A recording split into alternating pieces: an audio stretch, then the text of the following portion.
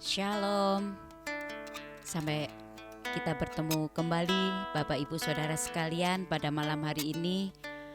Puji Tuhan, malam hari ini kita bisa menikmati berkat-berkat Tuhan yang telah Tuhan limpahkan sampai dengan hari ini. Mari Bapak Ibu Saudara, kita lebih dan lebih lagi untuk kita lebih dekat bersama Tuhan.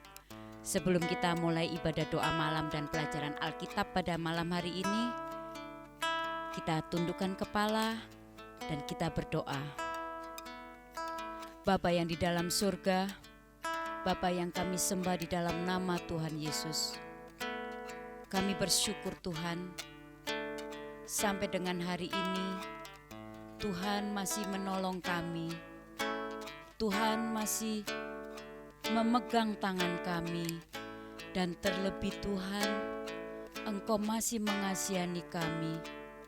Ampunkanlah segala dosa pelanggaran kami Tuhan. Kami tahu apa yang telah kami lakukan. Tuhan, terima kasih karena Engkau kami ada. Karena kasih-Mu kami bisa ada di tempat ini Tuhan. Terima kasih Tuhan, memberkati kami semua, sidang jemaat-Mu ini Tuhan, di mana pada malam hari ini kami akan berdoa, kami akan memuji, dan terlebih Tuhan kami akan mendengarkan sabda firman-Mu. Terima kasih Tuhan, bimbing kami, kuduskan kami. Kami tahu kami lemah, tetapi hanya Engkau yang memberikan kekuatan. Kami percaya Tuhan, Engkau sanggup melakukan perkara yang besar dalam hidup kami. Terima kasih Tuhan. Terima kasih. Di dalam nama Tuhan Yesus kami berdoa. Haleluya. Amin. Suatu kerinduan kami untuk kami bisa datang kembali Tuhan, untuk bersekutu memuji dan memuliakan nama-Mu. Oh Yesus, terima kasih. Tuhan, aku rindu. Tuhan, aku siap. Penuhi aku dengan Roh-Mu. Ku rindu lawatan-Mu. Tuhan, aku rindu. Tuhan, aku siap. Penuhi kami dengan Roh-Mu. Ku rindu lawatan-Mu. Ku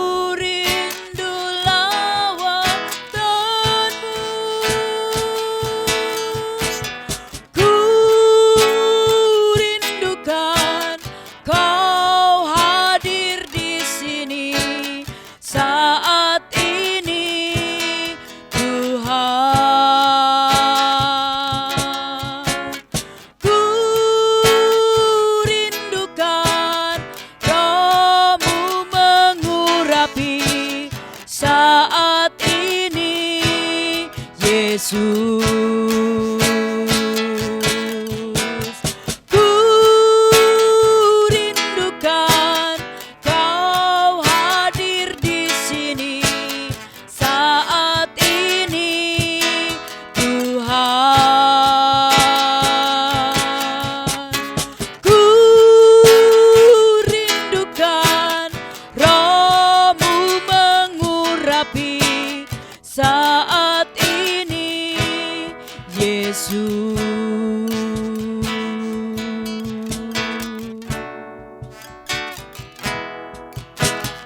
Tuhan, aku rindu.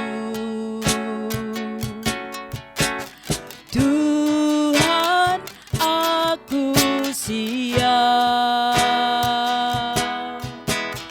Penuhi aku dengan Roh-Mu. Ku rindu lawatan-Mu. Ku rindukan Kau hadir di sini saat ini Tuhan. Ku rindukan Roh-Mu mengurapi saat ini Yesus. Ku rindukan Kau hadir di sini saat ini Tuhan. Ku rindukan Roh-Mu mengurapi saat ini Yesus. Ku rindukan Kau hadir di sini saat ini Tuhan. Ku rindukan Kau pun mengurapi saat ini Yesus. Ku rindukan Kau hadir di sini saat ini Tuhan. Ku rindukan Roh-Mu mengurapi saat ini Yesus. Saat ini Yesus. Saat ini Yesus.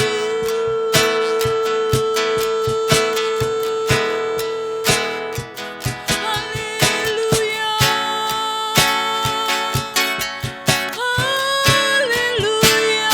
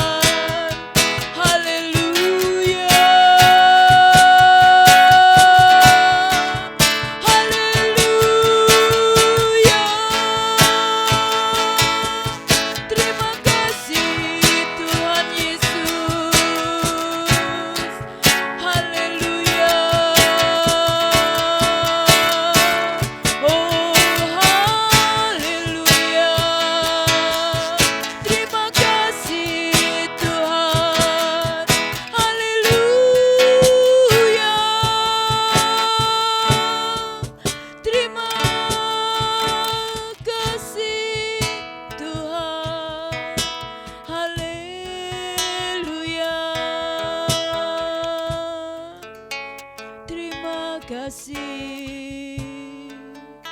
Sampai hari ini Engkau hadir dan tetap hadir di dalam kehidupan kami Tuhan. Kerinduan kami semua Tuhan, kami dapat bersekutu kembali lebih dalam dan lebih dalam lagi Tuhan. Haleluya, haleluya,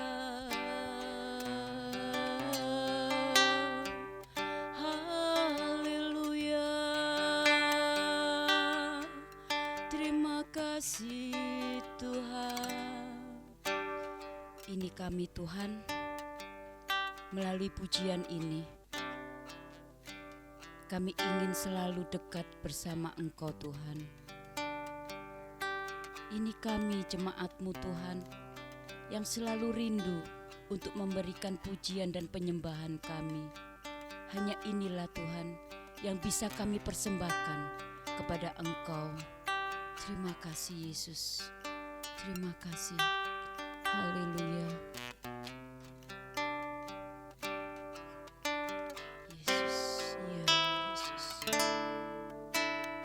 Pujian dan syukurku ku bawa padamu,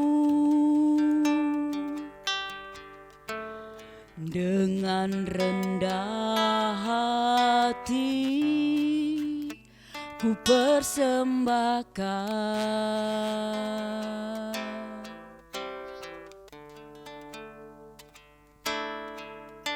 Sadar bila ku ada hanya karena anugerah, bukan karena kekuatanku.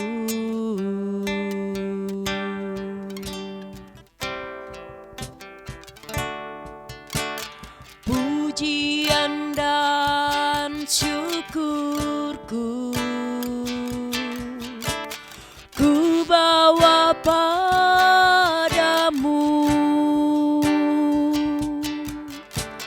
dengan rendah hati ku persembahkan.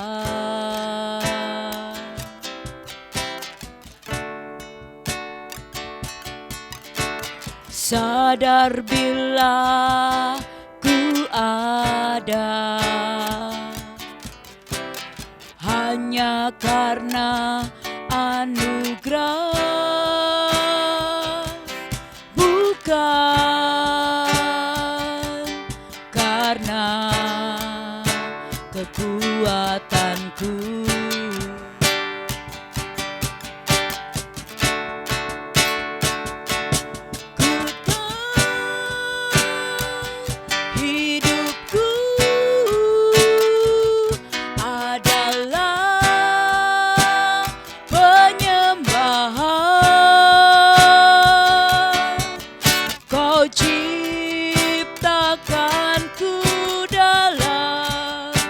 Kemuliaan-Mu,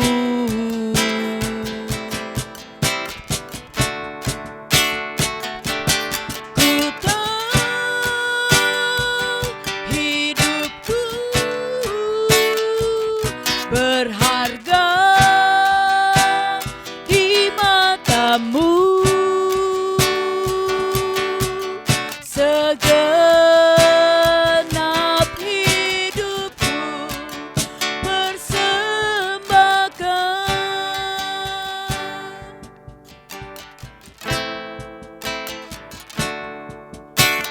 pujian dan syukurku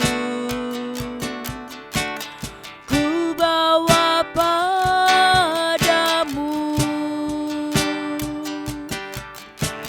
dengan rendah hati ku persembahkan.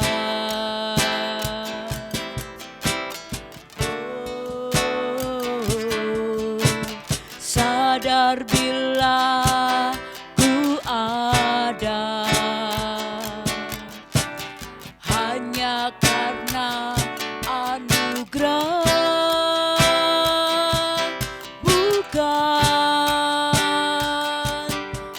karena kekuatanku.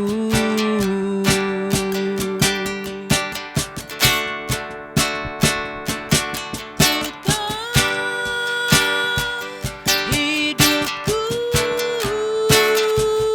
adalah penyembahan. Kau ciptakanku dalam kemuliaan-Mu.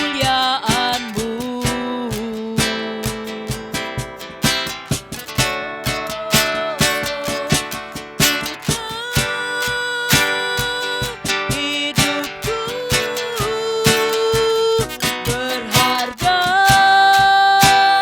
di mata-Mu. Segenap hidupku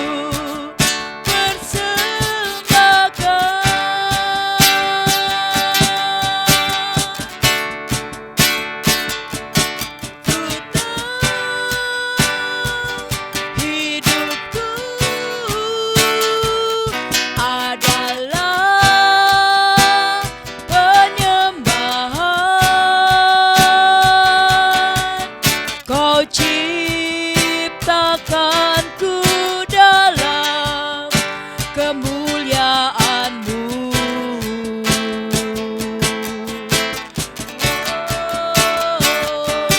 Ku tahu hidupku berharga di mata-Mu. Segenap hidupku persembahkan.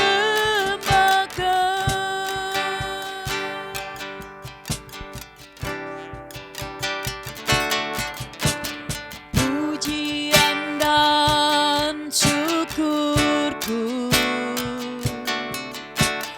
ku bawa padamu. Dengan rendah hati ku persembahkan.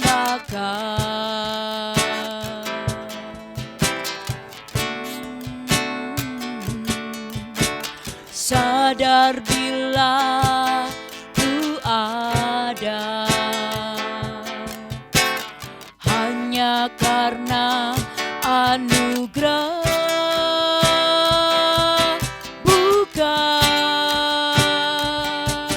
karena kekuatanku.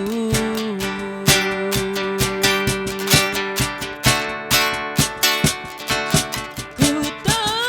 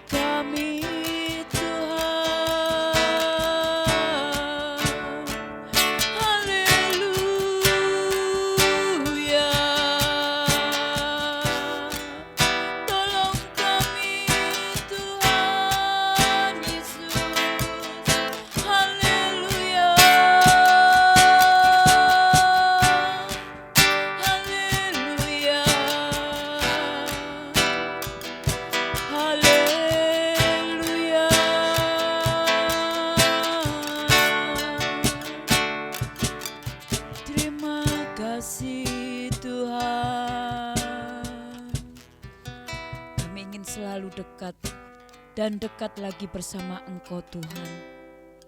Apapun yang terjadi dalam kehidupan kami tetap yakin dan percaya bahwa tangan Tuhan selalu menolong kami.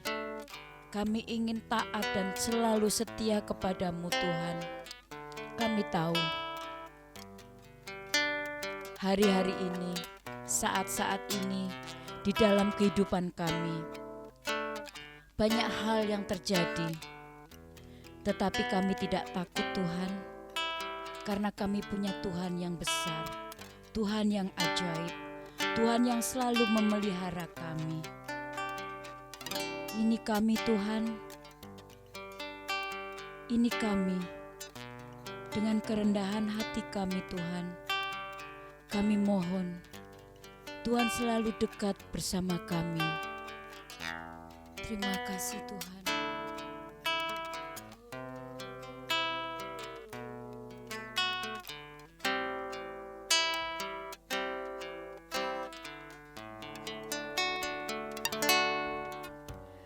Seperti wanita mengurapimu, menangis di bawah kakimu. Demikian hidupku mau mengasihimu. Yesus, Engkau baik bagiku. Seperti wanita mengurapimu, menangis di bawah kakimu.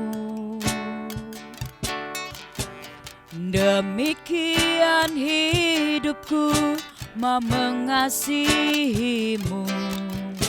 Yesus, Engkau baik bagiku.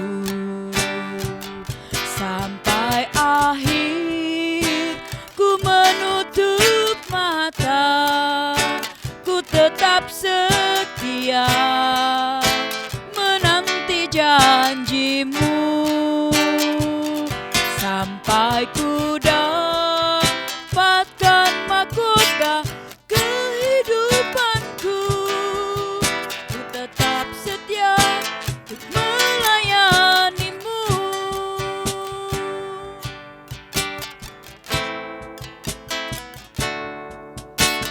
Seperti wanita mengurapimu, menangis di bawah kakimu.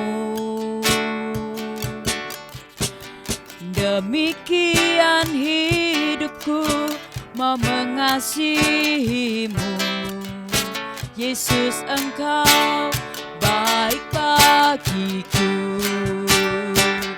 Sampai akhir ku menutup mata, ku tetap setia menanti janjimu.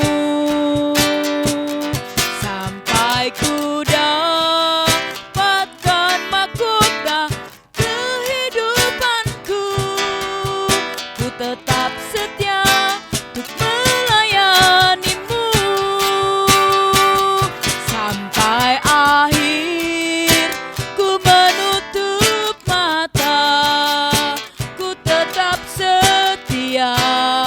akhir ku menutup mata, ku tetap setia menanti janjimu. Sampai ku dapatkan mahkota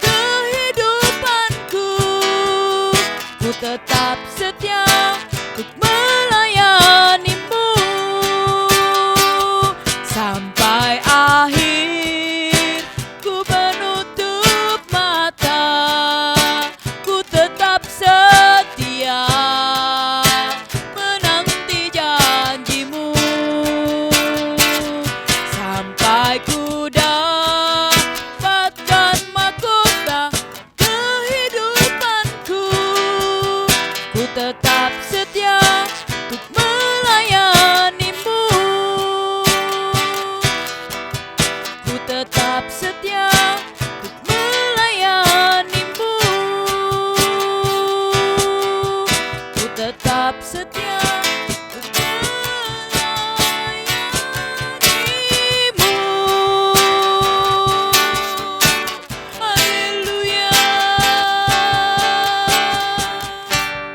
Tuhan, kami ingin tetap setia melayani Engkau. Kami ingin duduk diam di kaki-Mu Tuhan. Bimbing kami Tuhan, agar semakin hari kami semakin baik. Dan terlebih Tuhan, apa yang kami terima dari Engkau, kami selalu mengucap syukur Tuhan. Terima kasih Tuhan, inilah pujian penyembahan kami. Kami tahu yang terjadi dalam kehidupan kami, tetapi kami tetap yakin dan percaya bahwa ada Tuhan yang selalu menolong kami. Urapi kami semua Tuhan, di dalam kami mengikuti ibadah pendalaman Alkitab ini.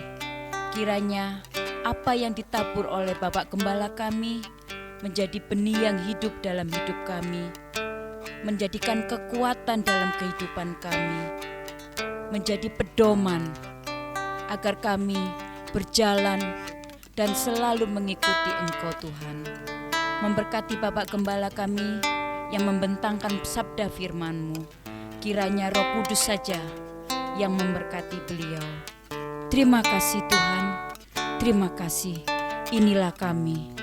Di dalam nama Tuhan Yesus kami berdoa. Haleluya. Amin. Shalom. Kita bertemu lagi dalam Bible Class kita hari ini, kitab Ulangan bagian yang ke-32. Ya, sambil mengingat terus sampai menghafal, bangsa ini telah dipilih oleh Tuhan, latar belakangnya kitab Kejadian, dan bangsa ini ditebus dari Mesir dengan kemah tabernakel yang lengkap, kitab Keluaran, dan diinstruksikan dalam waktu 1 bulan untuk hidup dalam kesucian, kitab Imamat, dan dipersiapkan untuk memiliki tanah perjanjian setelah melewati 40 tahun di padang gurun, kitab Bilangan. Jadi keadaannya Musa akan meninggal sebelum orang Israel masuk ke tanah perjanjian. Ya, kitab Ulangan ini mencatat kata-kata terakhirnya dalam bentuk khotbah. 4 khotbah Musa jadi para pendengar aslinya generasi Yahudi Israel yang keluar dari Mesir, anak-anak yang lahir di padang gurun, generasi baru, dan mereka di Moab mendengarkan 4 khotbah Musa ini. Jadi kata kuncinya adalah pembaharuan, renewal. Pembaharuan apa? Pembaharuan perjanjian Musa yang dibuat dulu 40 tahun yang lalu di Gunung Sinai. Ayat kunci Ulangan pasal 6 ayat 4 sampai yang ke-5. Dengarlah hai orang Israel, Tuhan itu Allah kita, Tuhan itu Esa. Kasihilah Tuhan Allahmu dengan segenap hatimu, dengan segenap jiwamu, dan dengan segenap kekuatanmu. Jadi Ulangan adalah pembaharuan perjanjian Musa. Walk Through the Bible mengatakan ini do it run on me. Hukum yang pertama 40 tahun yang lalu dan duet hukum yang kedua sekarang ini berjalan bersama-sama. Ulangan pasal 5 ya, kita masih di Ulangan pasal 5 dan apa yang Allah harapkan dalam khotbah yang kedua ini. Ketaatan yang dibicarakan di sini dalam 10 titah. Jadi kita masih di 10 titah. Jadi minggu-minggu sebelumnya kita sudah belajar dasar titah 1, 2, 3, 4, 5 dan sekarang ini adalah titah ke-6. Bagian yang kedua. Bagian yang pertama minggu lalu. Saudara bisa searching di channel YouTube kita. Kita akan baca lagi ayatnya ya. Ulangan pasal yang ke-5 ayat yang ke-17. Jangan membunuh. Nah, minggu yang lalu kita fokus tentang kronologi, doktrin, apa yang dibicarakan pembunuhan di masa di perjanjian lama. Tapi minggu ini kita fokus kepada pembunuhan yang ada di perjanjian baru. Nah, seperti dasar titah sebelumnya, kita mau mendengar penjelasan teologisnya dan langsung kepada penerapan. Di perjanjian baru, ahli Taurat, orang Farisi, pengajar-pengajar, mereka merasa bahwa kami sudah patuh, kami sudah taat hukum Musa. Apalagi titah yang ke-6 ini ya, jangan membunuh. Wow, kami tidak pernah membunuh manusia. Tapi dalam khotbahnya di bukit, Tuhan Yesus memperluas ajaran Perjanjian Lama tentang titah yang ke-6 ini, jangan membunuh. Kita baca ya. Matius pasal 5 ayat 21 sampai 22, khotbah Yesus di atas bukit.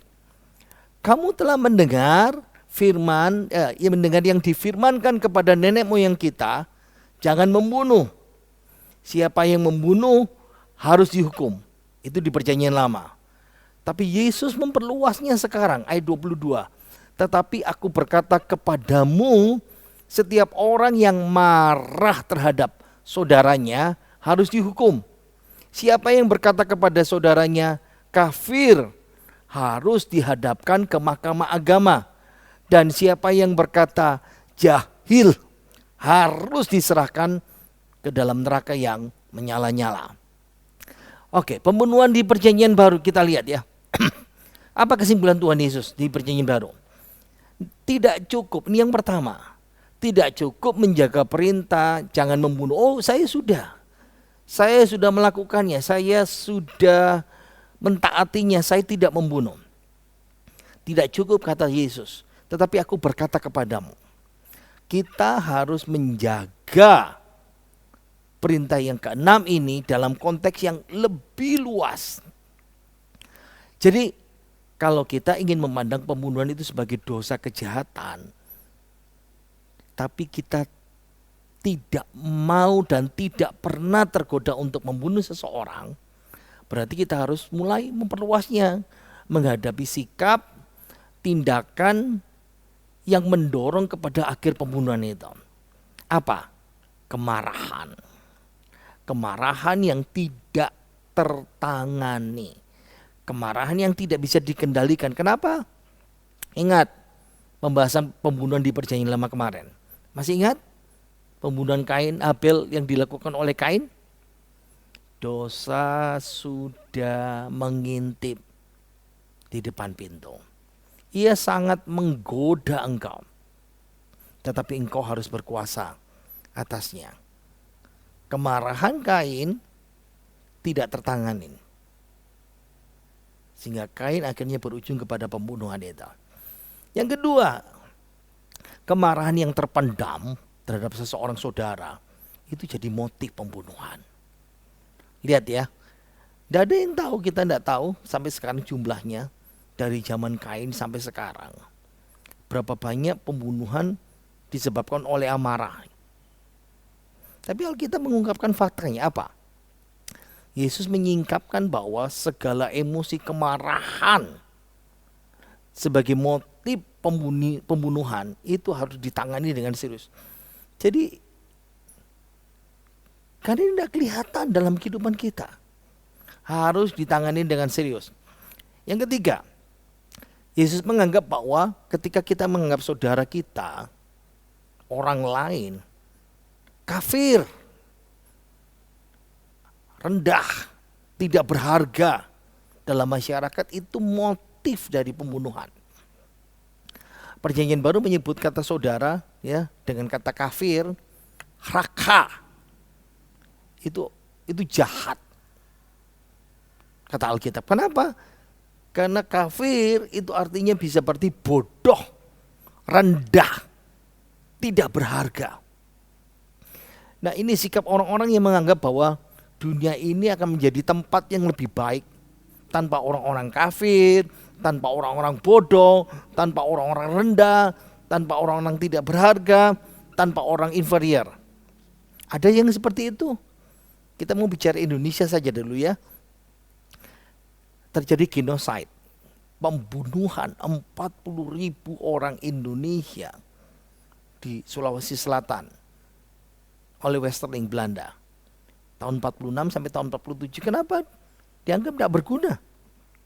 Ingat ya, genocide 800.000 orang suku Tutsi dan Hutu. Ini pembunuhan di negeri Rwanda. Wow, perang saudara. Bukan perang saudara ya, pembunuhan besar-besaran. Hampir 1 juta orang. Ingat Perang Dunia Kedua? Orang Yahudi dianggap sebagai inferior, orang rendahan. Itu sebabnya Nazi yang digerakkan Adolf Hitler dalam Perang Dunia Kedua membinasakan.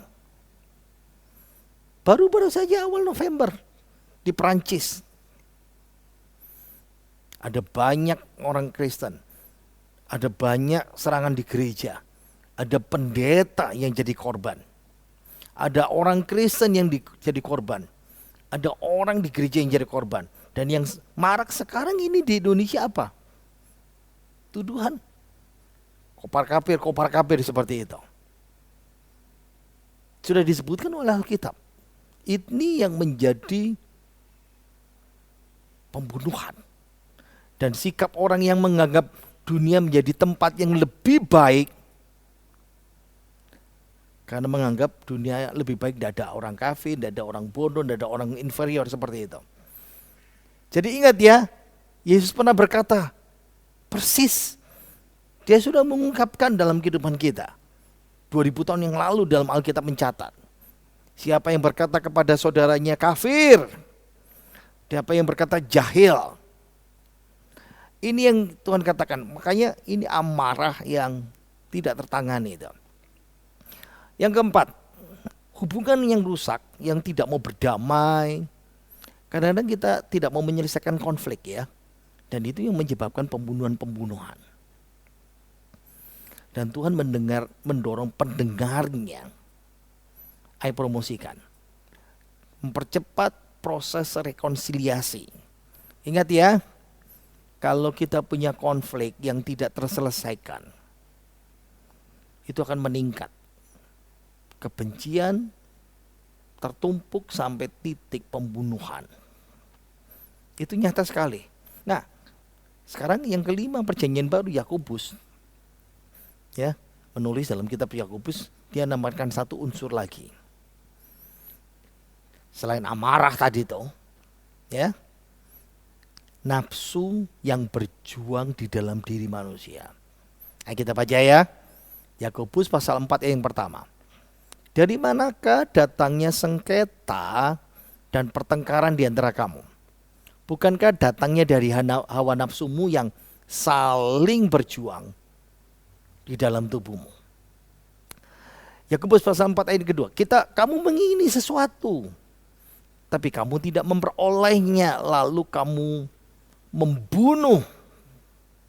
Kamu iri, tetapi kamu tidak mencapai tujuanmu, lalu kamu bertengkar dan kamu berkelahi. Kamu tidak memperoleh apa-apa karena kamu tidak berdoa. Ya, Yakobus menambahkan dalam konteks pembunuhan perjanjian baru, nafsu yang berjuang di dalam diri kita. Itu yang menyebabkan keinginan. Nah, nafsu dalam bahasa Yunani pakai kata hedonon. Nah, sekarang populer sekali dengan istilah hedonisme. Yang keenam, Yesus mengajarkan siapa sumber utama dan pendukung dari pembunuhan itu. Jelas sekali iblis. Lihat ya, Yohanes 8 ayat 44a. Iblislah yang menjadi bapamu. Dan kamu ingin melakukan keinginan-keinginan bapamu. Iya, iblis adalah pembunuh manusia sejak semula. Lihat ya, perjanjian baru memperluas ini semuanya. Coba lihat ya, Keluaran pasal 20 ayat 13, first law, hukum yang pertama. Hukum yang kedua, Ulangan 5 ayat 17. Makanya do it run on me. Hukum pertama, hukum kedua, titik yang sama, jangan membunuh, titik yang keenam. Dan perjanjian baru mengulangi sekarang. Tadi itu bisa dikatakan Yakobus yang kita baca. Setiap orang yang membenci saudaranya adalah seorang pembunuh manusia. Dan kamu tahu tidak ada seorang pembunuh yang tetap memiliki hidup yang kekal di dalam dirinya. Tita ini diulang 6 kali dalam perjanjian baru, dalam gambaran-gambaran yang mirip-mirip. Idenya sama. Nah, memang Ayat yang baru saja kita baca 1 Yohanes pasal 3 ayat 15 ini menyulitkan banyak orang. Kenapa ya? Coba frasa yang pertama tadi tuh. Setiap orang yang membenci saudaranya adalah seorang pembunuh manusia. Nah, supaya kita bisa paham ayat ini, kita harus tahu pahami konteks. Ya. Ini namanya studi kritik teks. Ya. Kita mengingat siapa yang ngomong. Konteksnya bagaimana? Situasinya bagaimana? Nah, ingat, penulis ini adalah Rasul Yohanes yang belajar banyak dari Tuhan Yesus selama 3,5 tahun. Hidup bersama, tinggal bersama, makan bersama, diajar bersama. Jadi ajaran Yesus itu melekat pada Yohanes ini. Nah, dia sekarang bicara membenci saudara adalah seorang pembunuh manusia. Dia masih ingat ajaran Yesus. Asal mula pembunuhan fisik itu dimulai dari apa? Dia ingat ajaran Yesus, membunuh manusia. Asal mula pembunuhan fisik dari kemarahan, kebencian yang tidak tertangani. Dan benci itu pembunuhan, tapi secara moral di dalam hati. Karena itu asal mulanya. Makanya kenapa sih jadi orang Kristen kita harus belajar namanya mengampuni. Pemulihan. Kalau kita nggak bisa mengampuni, pemulihan, melepaskan pengampunan, iblis yang bekerja dalam hati kita. Ya, oke. Apalagi yang menyulitkan? Yang kedua, dan kamu tahu tidak ada seorang pembunuh yang tetap memiliki hidup yang kekal di dalam dirinya. Ini lebih sulit lagi. Tidak ada seorang pembunuh yang tetap memiliki hidup yang kekal. Nah, pertanyaannya, apakah ayat ini berkata kalau kamu orang Kristen yang sudah lahir baru, yang sudah percaya Yesus tidak bisa membunuh? Ada jawaban yang ekstrim. Oh iya betul, ini berarti orang Kristen tidak bisa bunuh sama sekali. Orang percaya tidak bisa membunuh sama sekali. Salah besar. Ilusi ya. Kalau percaya bahwa orang percaya sejati itu tidak bisa membenci, tidak bisa membunuh. Ingat ya, kita baca perjanjian lama. Daud, orang yang dekat dengan Tuhan. Orang yang diurapi Tuhan. Dia bisa berbuat salah. Melakukan pembunuhan tingkat 1. Perencana. Orang saleh, Uria, orang Het, yang bertobat, yang ikut kelompok dia dari kecil. Dari waktu dia berjuang. Nah, itu kan perjanjian lama. Oke, perjanjian baru. Ingat peringatan 1 Petrus pasal 4 ayat ke-5. Janganlah ada di antara kamu, siapa? Orang Kristen, perjanjian baru, yang harus menderita sebagai pembunuh. Berarti, pahami ya, orang percaya bisa jatuh ke dalam dosa pembunuhan.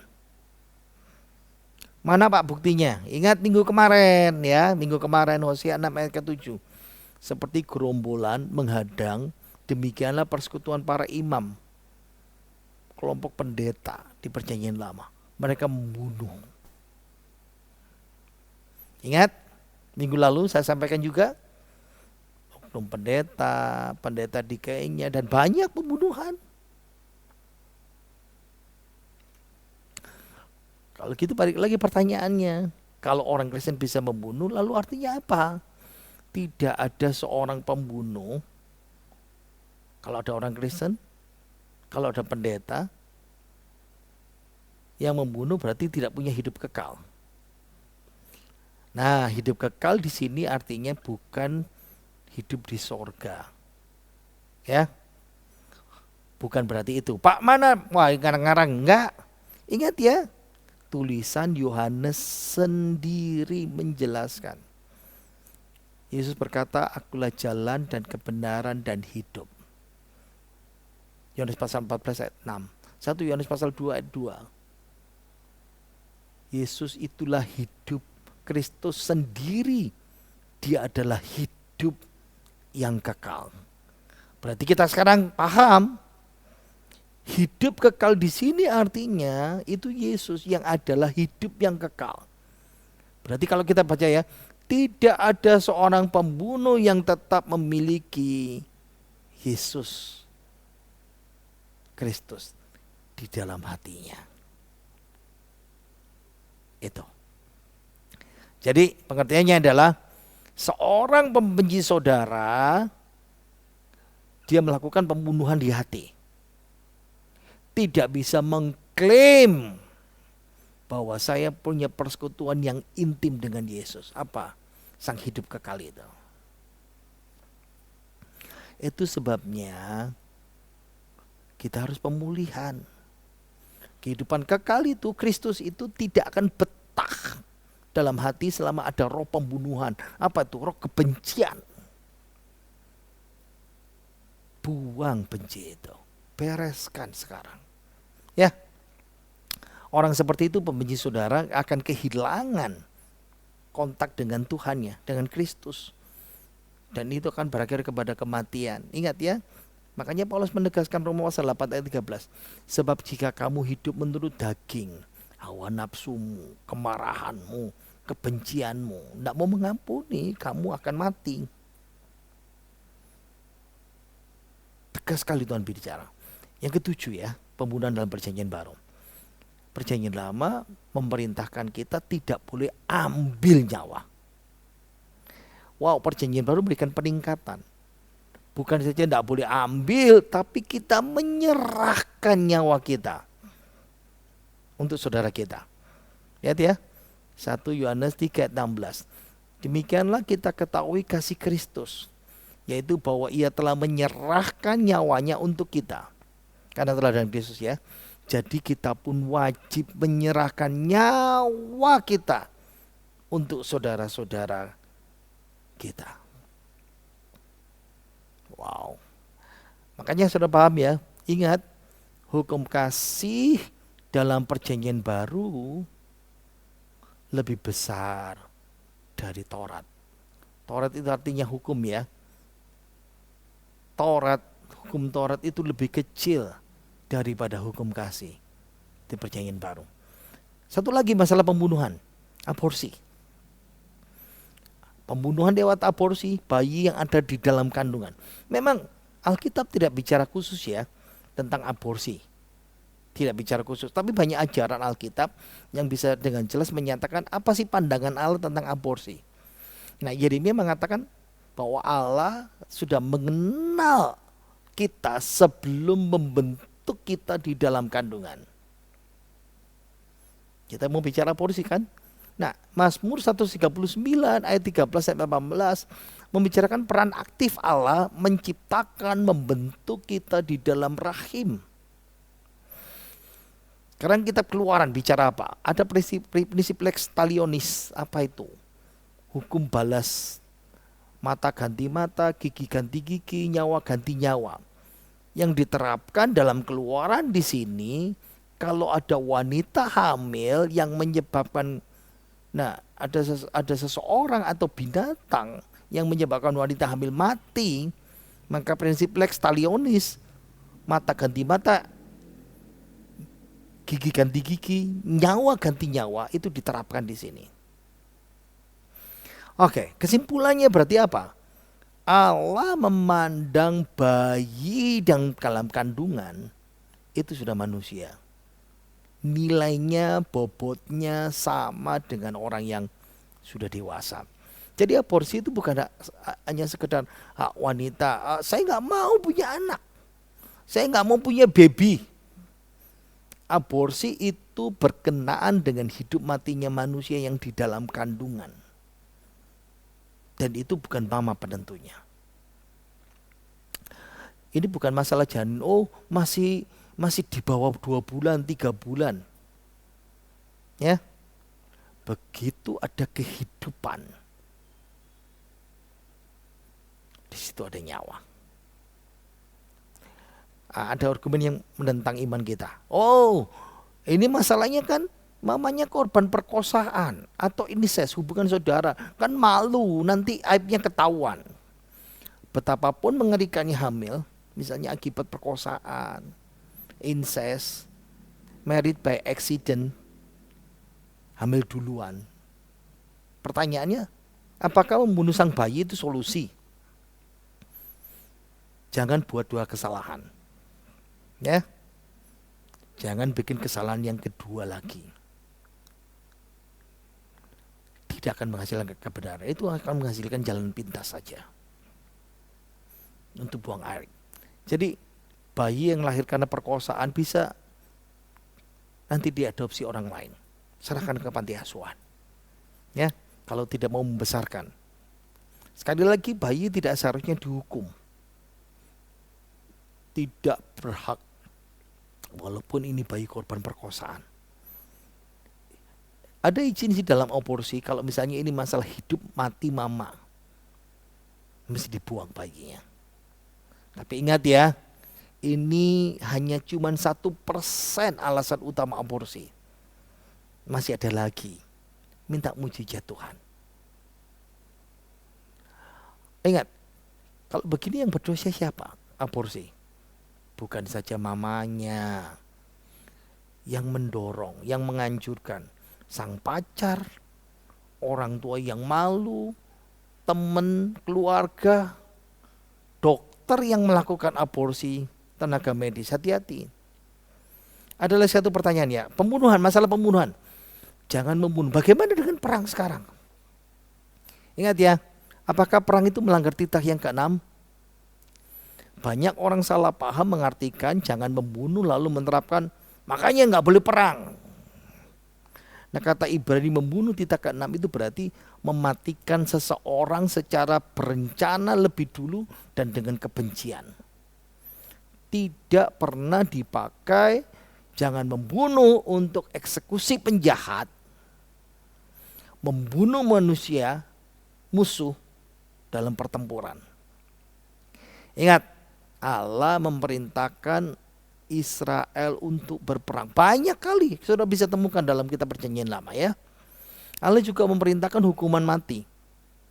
Untuk kejahatan ini, kejahatan ini, kejahatan ini, hukumannya hukuman mati. Allah yang menentukan. Jadi Allah sama sekali tidak melarang mematikan orang dalam keadaan apapun. Yang dilarang adalah jangan membunuh. Pembunuhan. Perang itu bukan sesuatu yang baik, betul. Setuju, sepakat. Ya. Tapi perang kadang-kadang dibutuhkan. Nah, dalam dunia yang penuh dengan orang berdosa, perang itu tidak bisa dihindarkan. Kadang-kadang satu-satunya cara untuk mencegah orang berdosa melakukan bencana yang lebih besar lagi, mesti diperangi supaya berhenti. Ya, memang perang itu mengerikan. Dan ingat, perang itu akibat dari dosa. Itu sebabnya dalam Perjanjian Lama orang Israel dikatakan lakukan pembalasan orang Israel kepada orang Midian. Allah yang perintahkan. Keluaran 17. Ya. Ia berkata, tangan di atas panji-panji Tuhan. Tuhan berperang melawan Amalek turun-temurun. Jelas ya, Allah tidak menentang peperangan. Ingat, nanti di masa depan, waktu Yesus datang kedua kali, banyak kekerasan perang. Wahyu 19 ayat 11 sampai 21. Aku melihat surga terbuka, ada seekor kuda putih, ia yang menungganginya bernama yang setia dan benar. Siapa? Yesus. Ia menghakimi orang berdosa dan berperang dengan adil. Pengkhotbah bicara, ada waktunya mengasihi, ada waktunya benci, ada waktu untuk perang, ada waktu untuk damai. Dunia ini penuh dosa dan kebencian dan kejahatan, dan perang itu tidak bisa terelakkan.